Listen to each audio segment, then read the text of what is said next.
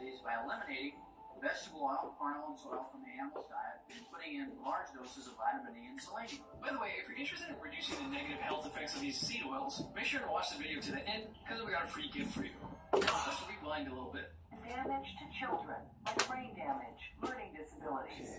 Back in 1979, researchers were shocked to see a notable decrease in the average IQ of children in Massachusetts. Not only were these kids slower at learning, but something was affecting their brains to where they were more distractible, hyperactive, impulsive, and easily frustrated. In the 1920s, Thomas Midgley had just made a new product for the automotive industry that he predicted would make billions of dollars. Modern gasoline with the greater performance. That product was tetraethyl lead, which was used to make leaded gasoline. Leaded gasoline was far more profitable. From the 1920s, cars all over the country were pumping the poisonous lead into the air every day. Mounting medical evidence that lead is damaging children's brains. This dramatic change in the air led to a decline in the IQ of children. Luckily, our brains are now safe from this because leaded gasoline was phased out starting in 1973. 2 years from now, cut lead by 91%. So then what happened after 1973? IQ scores seem to be drifting up, but there's also evidence that the effect is slowing down and possibly reversing. Oh boy. In 2018, Norwegian researchers revealed data that IQ scores started to slightly decrease for men born after 1975. The lead author, Ole Rogeberg, says that similar studies in Denmark, Britain, France, the Netherlands, Finland, and Estonia all found the same thing, a trend of decreasing IQ scores. Now, Rogeberg points out that someone might criticize his findings, saying that because IQ has a lot to do with genetics, maybe it's just more dumb people are having more kids. But he says no, it has to be environmental factors, because they found the same downward trend in IQ within families. Dr. Michael Crawford, director of the Institute of Brain Chemistry and Human Nutrition, says that based on current trends, we are heading for an idiocracy. There are tons of factors to IQ, but evidence is piling up that different, cheap, and profitable invention is now polluting our brains. This completely new and unnatural product has created a $212 billion industry, and it's not in the air, but our food supply. Dr. Michael Crawford's data suggests that a new, specific type of fat added to the global food supply may be de-evolving our brains. Now, that's a huge claim. So let's take a look at what makes our brains so big and smart in the first place. Lucy, the worst-rated movie of Scarlett Johansson's career, has a scene where her brain becomes so powerful that she can travel back in time, allowing her to meet a human ancestor also named Lucy. You see, Lucy is a member of a species of primate that really existed 3.2 million years ago. Primates' brains leading up to Lucy's kind had been growing very slowly and steadily. However, something happened around 2 million years ago. Brain size started mysteriously increasing way faster, ending up with humans having massive brains way ahead of schedule. In fact, the human brain is so abnormally large that if height increased at the same rate that brain volume did, female humans' height today would be around 8.5 feet or 260 centimeters. So, why did this happen? And why are cetaceans like dolphins, orcas, and whales so smart? And why are rhinos, cows, and horses so dumb? One theory is that early humans essentially figured out how to cook wild potatoes tumors, which gave them plenty of calories to fuel their big, energy-hungry brains. The human brain takes up a whole 20 to 25% of our calories, so an efficient source of calories was very important. Except this doesn't make much sense because wild potatoes don't have any important nutrients to grow, or just calories. Hunting would be a much better reason for why our brains grew. Animal meat and organs would provide all sorts of critical nutrients for the brain, and animal fat would provide tons of calories. Primates figuring out how to get meat was the most obvious explanation for evolving the human brain. However, zoologist Dr. Michael Crawford thought that there was another piece in the puzzle. In the 1980s, he decided to investigate what types of fat there were in the bodies and brains of various types of animals. He noted that high levels of two fats helped make the brain grow, and there was a third fat that seemed to be bad for brain growth. The two fats that made the brain grow and therefore were very important for the evolution of the brain are arachidonic acid, AA, and docosahexaenoic acid, DHA. Humans can get plenty of AA by hunting various land animals, but land animals aren't that great of a source of DHA. You can get a good amount of DHA from the brains and eyes of animals, but early humans would have had to crack open a ton of animal skulls to get a steady supply of DHA. It's been a while since I cooked sheep's brains. Right, DHA is most important during development of the brain. Crawford argues that the real reason monkeys and human brains evolved was because early humans found a more simple way to get the special DHA. Now, primates like humans and monkeys have enzymes that allow them to make a very small amount of DHA from fat and plant foods. So to get a lot of DHA, you can't make it, you have to eat it. Now, the average monkey diet does not naturally contain much DHA. So what happens if you give monkeys DHA?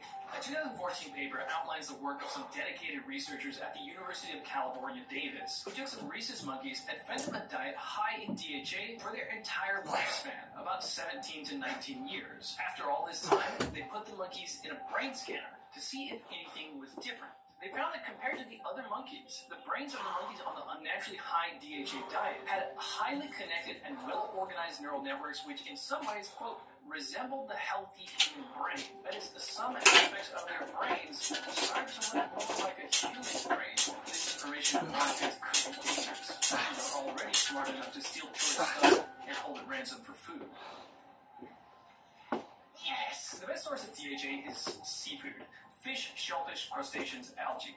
These also have all kinds of important brain nutrients like protein, vitamin A, zinc, choline, iodine, selenium, vitamin B12, and so on, but they would be the best source of DHA. Michael Crawford says it would be so easy and safe to just walk along the coastline and gather tons of nutrient-dense food versus having to hunt land animals. Professor Stephen Cunnane of Toronto University agrees, saying a shore-based diet was essential for the evolution of human brains. One study from 2020 found that breastfeeding mothers who ate more omega-3 fats like DHA tended to have babies with bigger brains. Specifically, the frontal cortex got bigger. The frontal cortex controls uniquely human things like long-term goal planning, decision-making, and problem-solving. Other studies suggest shrinkage of the prefrontal cortex from a DHA-deficient diet. Several studies have found that DHA improves attention,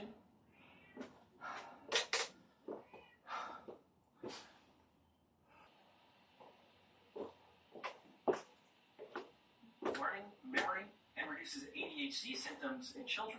Of course, those geniuses of the sea, dolphins and other cetaceans, are getting tons of the brain-evolving DHA from a diet that is mostly raw fish. You might say, okay, well, dolphins eat tons of fish. Why don't they just keep getting smarter and smarter? Why aren't they even smarter than humans? Researchers say that might just be simply because smarter brains packed with more neurons use tons of energy and oxygen. If the dolphin's brains guzzles up more oxygen, then they can't dive as long.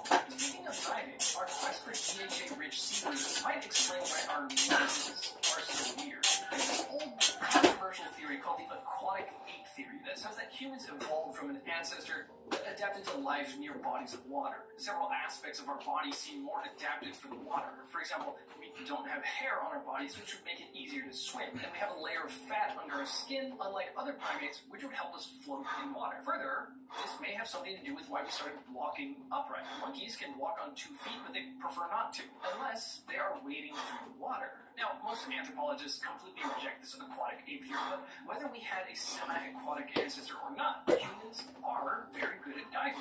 The human spleen, for example, is larger than in other primates, and it acts as a reservoir of oxygen-carrying red blood cells, which allows us to hold our breath for longer.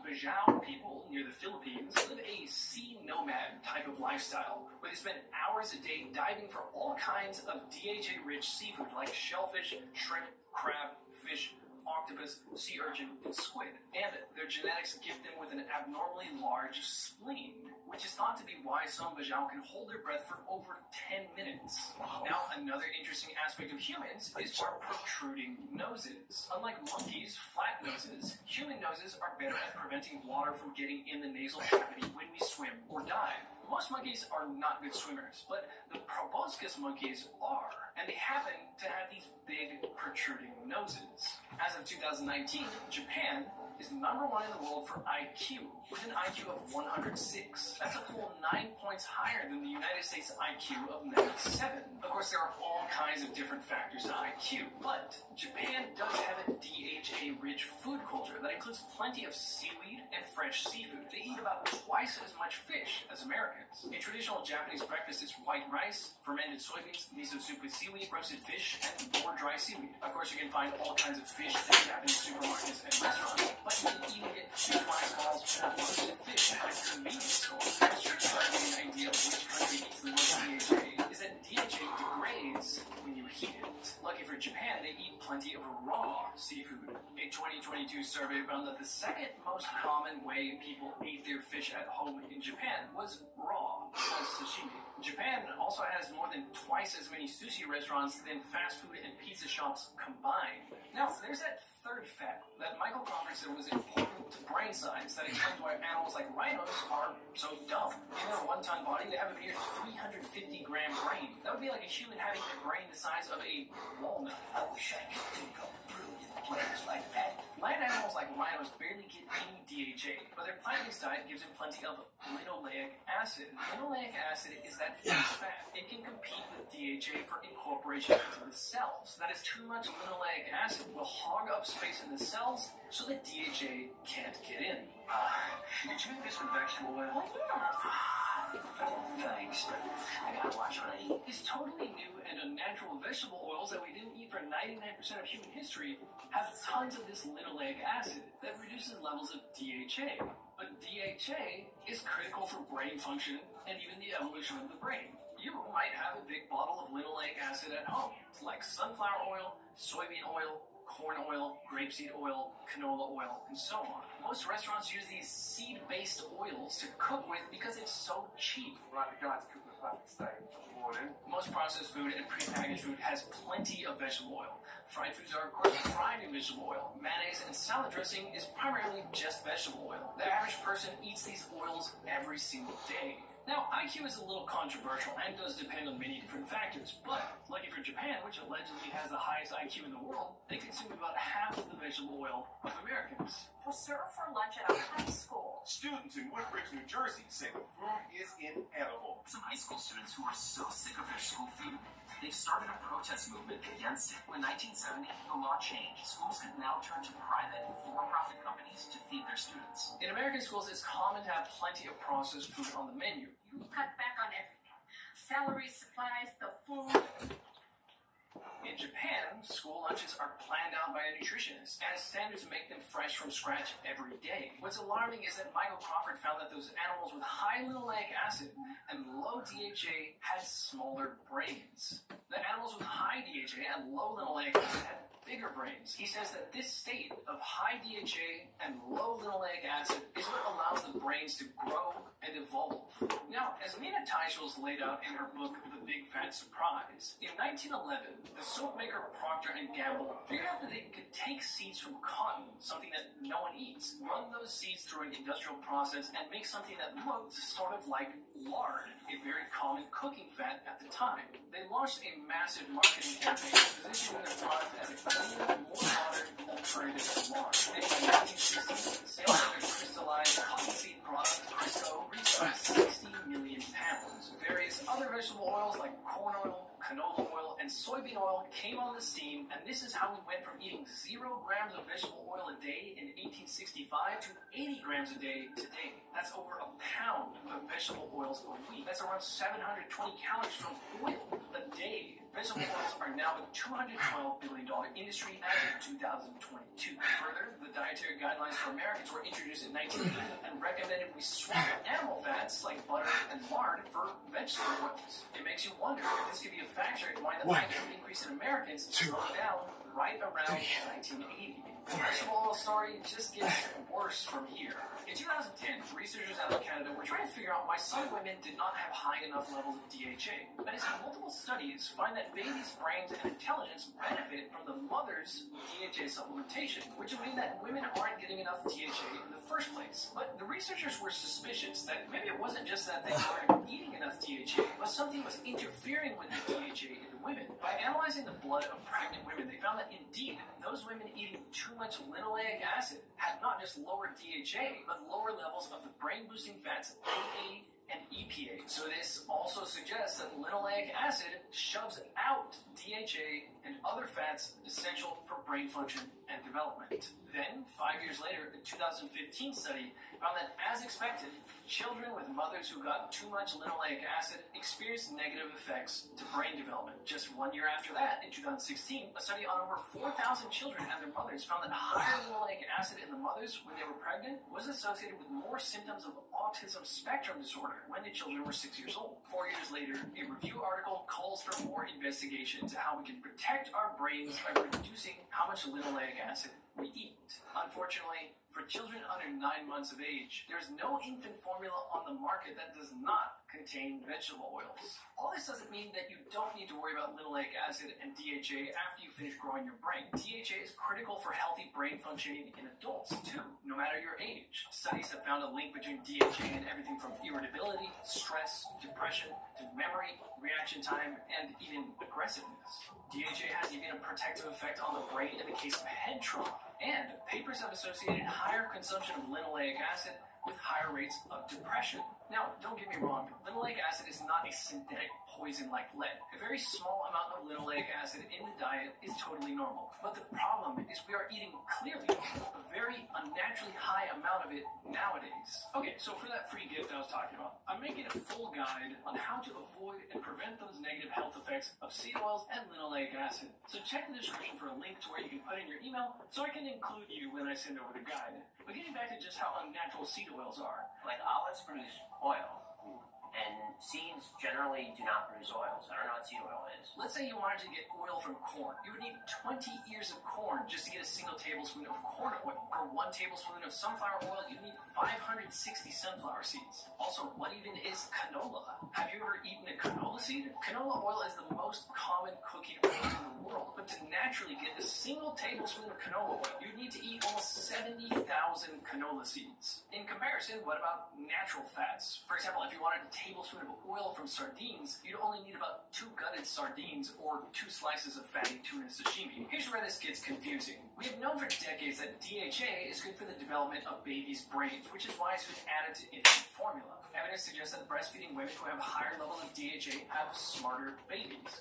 Okay, so if linoleic acid is so bad and shows out the brain-healthy DHA, why does the FDA require infant formula manufacturers put a large amount of linoleic acid in the formula? Well, for one thing, the whole story arguably starts with the American Heart Association. The American Heart Association today recommends that for heart health, we get 5 to 10% of our calories from linoleic acid per day. They don't say 5 to 10% of our calories from vegetable oil. That's 5 to 10% of our calories specifically from linoleic acid. So to break that down, canola oil, for example, is only 20% linoleic acid. So if your main source of linoleic acid was canola oil, then you would need to eat 1,000 calories of canola oil to hit the target set by the AHA. Of course, no one gets other linoleic acid from vegetable oil because there's many food sources of it. But this means that the AHA suggests that we eat 5 to 10 times the amount of linoleic acid that we ate in 1865. 1865 was before seeds were crushed into oil and widely sold for human consumption. Now, the first heart attack was recorded in 1912. This means the AHA says that in order to protect our hearts, we need to eat 5 to 10 times the amount of linoleic acid that we ate when there was so little heart disease that most people didn't know it existed. That was the story that I tell in my book, that because heart disease was rare until the late 1920s. And poorly funded. Then they got their big break when they met the makers of the hugely popular linoleic acid-rich cottonseed oil product, Crisco. In 1948, the makers of Crisco gave the AHA $1.7 million. As the American Heart Association's own history book reads, it says, and overnight, millions poured into our coffers. As the Procter & Gamble man, they had a dinner celebrating. The AHA happened to then recommend that we swap animal fats like butter for vegetable oils in 1961. Okay, so going back to why infant formulas have so much linoleic acid, the thing is, they're trying to mimic breast milk, and women's breast milk does have linoleic acid. However, the composition of the breast milk depends on the mother's diet.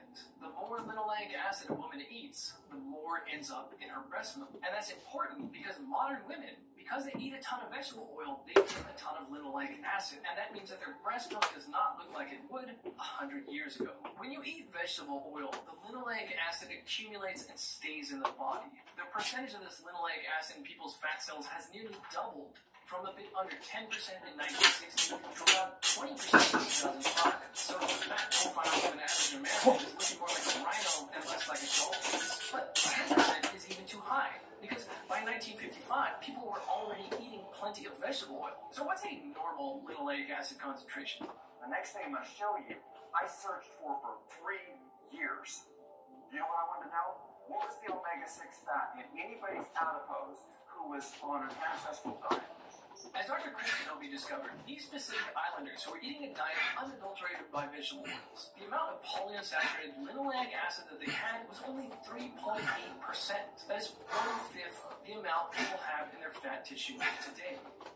Now, seed oils are definitely worth removing from the diet, but something simple I added to my daily routine to increase my energy levels and overall health was electrolytes. That's where this video's sponsor, Element, comes in.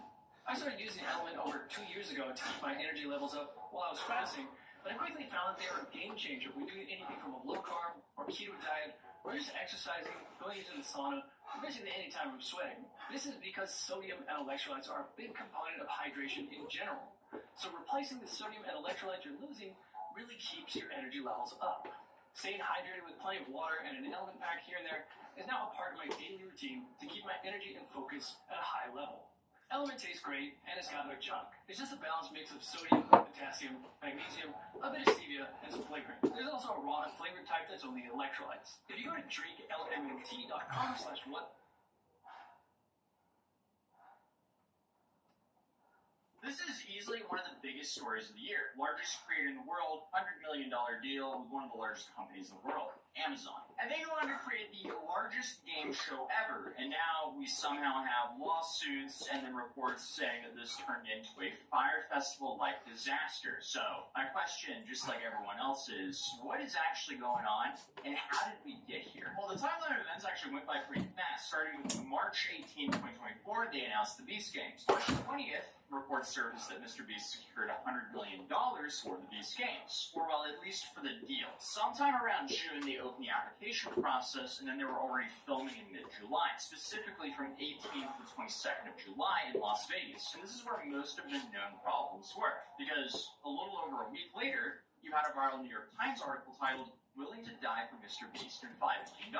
Then only a week later, you had anonymous contestants sharing their experience with Rosanna and Cena. Then to back up the claims by New York Times and Rosanna, a lawsuit was filed against Mr. Beast and the production companies involved in Amazon MGM. So I posted an interview last Thursday night where I had the contestant run me through the experience of the Beast Games. What became clear to me and everyone else in the comments is that person was extremely biased to Mr. Beast. A few of you guys even wanted me to delete this interview. That would be counterproductive though, as at the end of the day, we want to know what happened there, no matter the narrative. And the narrative is determined by the available information we have, not someone's opinion. Hence why a lot of you guys were commenting that I was talking to a Mr. Beast plant, because the person I was interviewing definitely shared their opinion a lot, which came across as invalidating other people's experiences. And this is why I ended that video saying this. Obviously, me airing this interview is not to take away from the experience of the people who felt wrong from this event. I just think it's important to get as many perspectives as possible out there. But to address the Mr. Beast plan allegations, I can never know 100%, but from what I can tell, I don't think this was the case. This person was a contestant who enjoyed their time and is grateful for the opportunity. But again, that doesn't take away from the ones who had a bad experience, because we learned a lot from my interview. Mainly, the setup of the event was terrible. They had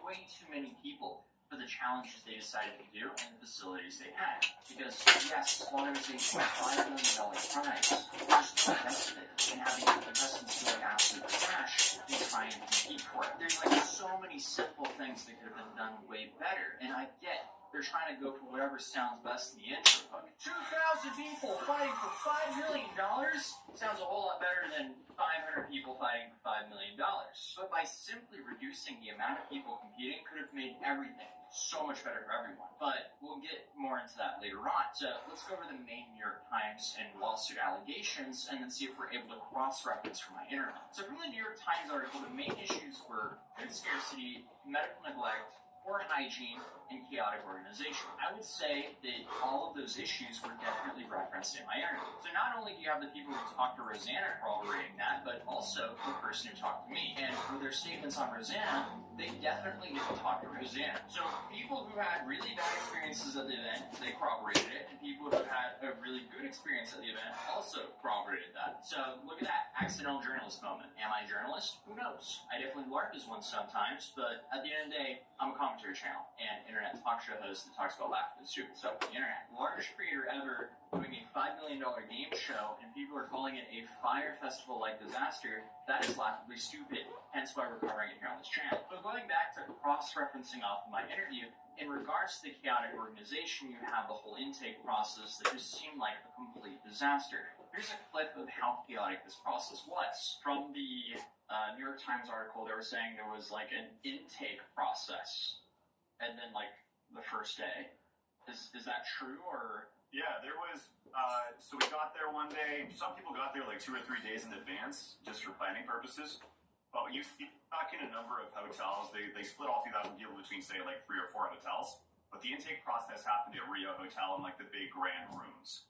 So eventually, throughout your 3 or 4 days, probably on the day that you got there, mine wasn't until like the second or third day. But they took you into the room. You signed all the paperwork, new NDAs, all sorts of stuff.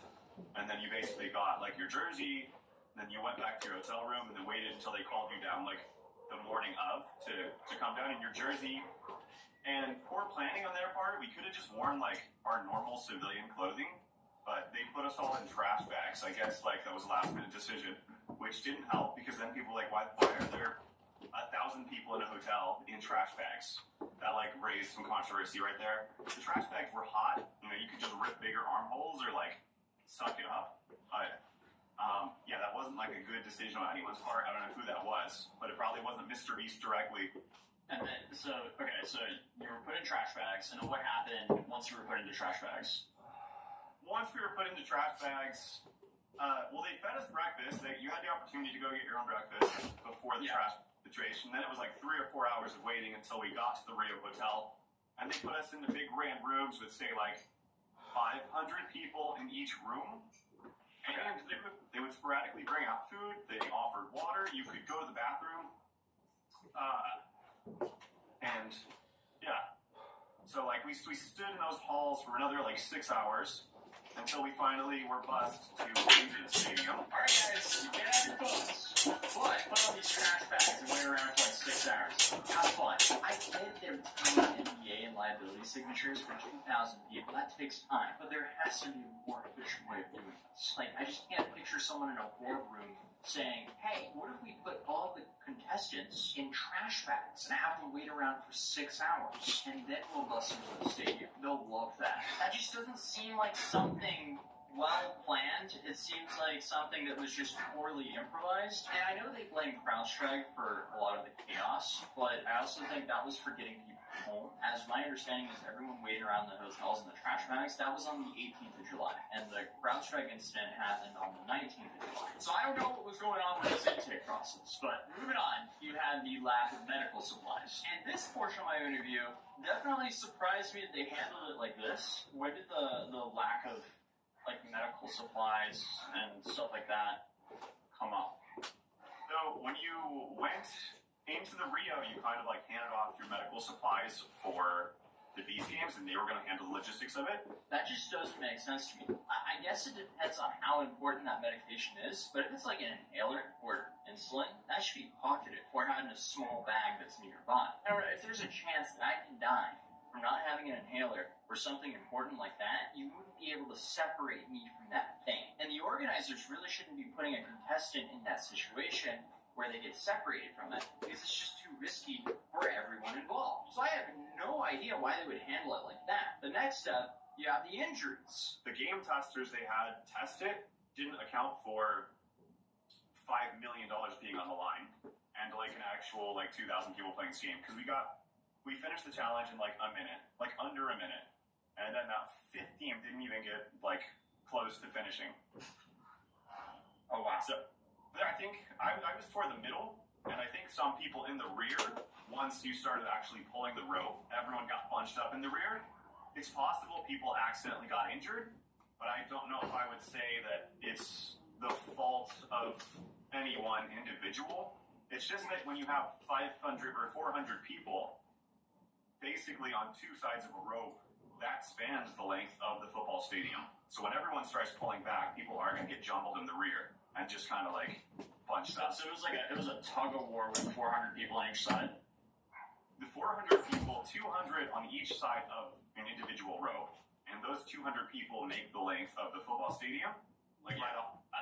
So if you don't pull the rope and like keep your feet where they are, and you start walking the rope back, everyone gets bunched up in the back. And so that caused injury when people were like falling on each other. Yeah, but I mean, that's just kind of what happened. I don't think it's any one person's fault. Someone got injured, and nobody was trying to injure anyone in that challenge. So I do not agree with this person here, and there's a lot in this interview that I didn't agree with them on, but I wanted to hear their experience. And if I spent a lot of that time pushing back and arguing, I wouldn't be able to hear the full experience. But this is definitely the organizer's fault. If you didn't have enough space for the challenge, and people got injured because of that, that's on the organizer. At the very least, they should have divided them up into smaller groups to prevent punching in the back, or had fewer people in the competition, or done a different challenge that didn't require so much space. So from the interview, we learned there was a tug of war and a briefcase challenge that ended up injuring people. There was even an elder person who apparently broke some ribs in the briefcase challenge, but this person also allegedly showed back up to the event in Canada afterwards. And the briefcase challenge is a little bit harder to judge as we don't really have any footage for it yet, but it definitely doesn't sound good. The person I interviewed also mentioned that contestants that shoved people in this challenge allegedly were eliminated, so if that's true, at least that's positive. Next up, from the New York Times allegations, we had poor hygiene, and this is where most people got upset when the person I interviewed said it was like camping in response to a woman being denied pass. And that's something that really shouldn't be denied, as that can lead to serious problems, and the organizers know this, as there's no shot there's 0 women involved in the organization. Because, I mean, hey, it goes without saying there can be some serious health consequences if you don't change those female hygiene products. And this is just another clear case for why there should have been way fewer people, so they could have been way more. Was a porta potty leaking onto the field. And I had to be cleaned up by staff that didn't have the equipment to do so, or training to do so. Allegedly. That's just another nightmare right there. For the people that had to clean it up, but also the poor people that were stuck having to sleep or rest near that porta potty zone. And the last allegation for the New York Times article was poor communication, which seems very apparent from every single source we've heard from. Then you had the lawsuit allegations, where the main ones were misclassification of contestants as independent contractors. And that's kind of a California argument, as they're arguing this based on California laws, even though this has nothing to do with California in regards to the competition, as it was in Nevada, Canada, and North Carolina. Contestants applied to become contestants, not to be employed by Mr. Beast. But next up, you had unlawful contract terms. I can't add anything there because I haven't seen the contracts, nor my lawyer. Then you had failure to pay minimum wage and overtime. So, from my interview, we found out the contestants were paid $1,000. Then, $1,000 more later on after, I guess, a bunch of the negative PR started coming out. And according to the person I interviewed, to claim the $1,000 more, apparently you didn't have to sign any more paperwork saying you weren't going to sue the Mr. Beast Productions or anything like that. So, I mean, if that's true, that's another positive. So, 4 days of filming, $2,000, divided by, 96 hours, because, I mean, you're there the whole time, you're a little north of like $20 an hour. Yes, I calculated that earlier. I'm no head math wizard. But overall, I mean, not bad. Especially if you got PTO from your regular job to go do this. But I guess that is if you didn't end up in the hospital having a seizure, or have to sleep in sewage from a leaking porta potty, or denied hygiene products. There are some variables here. But if those negative variables didn't happen, it doesn't sound terrible. But next in the lawsuit, you had denial of meal and rest breaks. So the person I interviewed claimed the meals were okay, but got better over time. So I guess take that how you will. And then in regards to the breaks, it seemed like the whole thing was just a big break. It sounded like they were playing Waiting Simulator more than the Beast games. But they filmed at night, and the ceiling is see-through, so it was straight daylight when they could finally sleep. So not only was it a waiting simulator, but also they Jake Weddled all of the Beast Games contestants by not turning off the lights. The lights were off, but the sun was just beaming at them, which probably had the contestants like this. But moving on, you had unsafe and inhumane working conditions, which honestly could be plausible. I mean, the elderly are being bodied over some briefcases, and women are being denied hygiene products. That's not good. And you had sexual harassment and hostile work environment, which is kind of hard to comment on, as the lawsuit was vague around this topic, and we haven't really heard anything specific. Then you have unfair business practices, and then misleading advertising and false statements, which I think was about the amount of contestants. Originally, people thought it was going to be $1,000. When they showed up at the event, there was 2,000 people. Then finally you had a lot of tax credit discrepancies, which is clearly way above my pay grade to be able to answer. So, let's get to my opinion. This whole thing just sounds like an absolute shit show to me. Obviously, when you're running an event with 2,000 people involved, there's going to be a lot of variables, and plenty of things that can go wrong. And they did. I think the biggest mistake is the scale they went for. Since it seemed like Mr. Beast's team jumped from doing challenges from like 50 to 100 people to 2,000 people. Having fewer people would have made it so much easier to go the extra step for everyone. For example, why didn't they have pillows? Why weren't there hygiene product dispensers by the porta potties? Why didn't they have sleeping bag mats? That's actually a real thing, not some funny Mat City promo segue. It's actually a mat you place beneath your sleeping bag to give you a little cushion and help insulate you from the ground to keep you warm. I get it's a business and you want to stay as profitable as possible, so cutting corners is tempting, but Mr. Beast is a personality brand.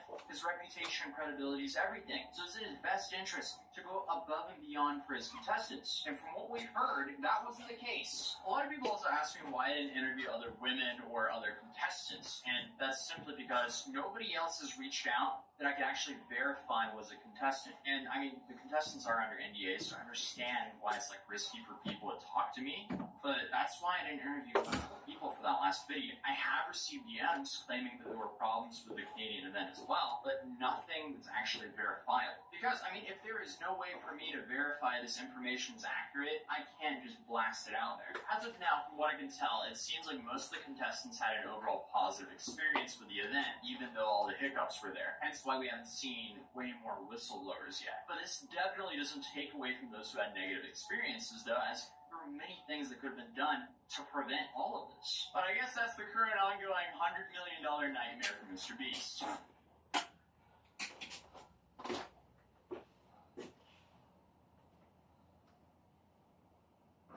This scammer believed that I had $500,000 worth of Bitcoin, and they tried to steal it from me. I made a mistake. Why didn't you copy and paste?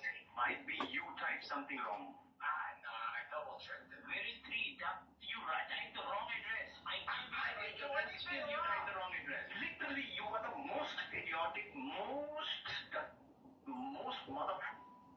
In his wallet address, I flipped the 3 and the B, and so in his mind, it all went to the wrong place. All the common addresses, all withdrawal addresses, we have all that. What's worse for me is I partnered with Kraken and their fraud team, and they tricked this scammer into giving up all of his personal information. So I didn't exactly know how to meet a few weeks later when his phone was disconnected. And then this random woman calls me, pretending to be Kraken. Hi sir, this is Grace Brown calling from Kraken. Mr. Richard, we got some suspicious activity onto your Kraken account. He connects to my computer, knows that I have an account with a bunch of Bitcoin on it, and immediately is trying to steal it. Yeah, we are doing that, sir. He's trying to change my two-factor authentication, trying to change my password. Whenever you can try working with Kraken, and it's a very great deal for me. She knows way too much, and the phone number she's calling from is one of the old numbers the previous scammer I told you about used to use. This guy had spent over a year trying to scam me and lost out on $500,000. This is his attempt with another group of scammers to steal the money that doesn't even exist. This entire thing is just a setup with Kraken and their fraud team. He thinks it's going to be really easy to convince this old man to get rid of all this Bitcoin. But I'm not going to make it easy for him. Now, your computer is the safe and secure device that you take. On the computer, do not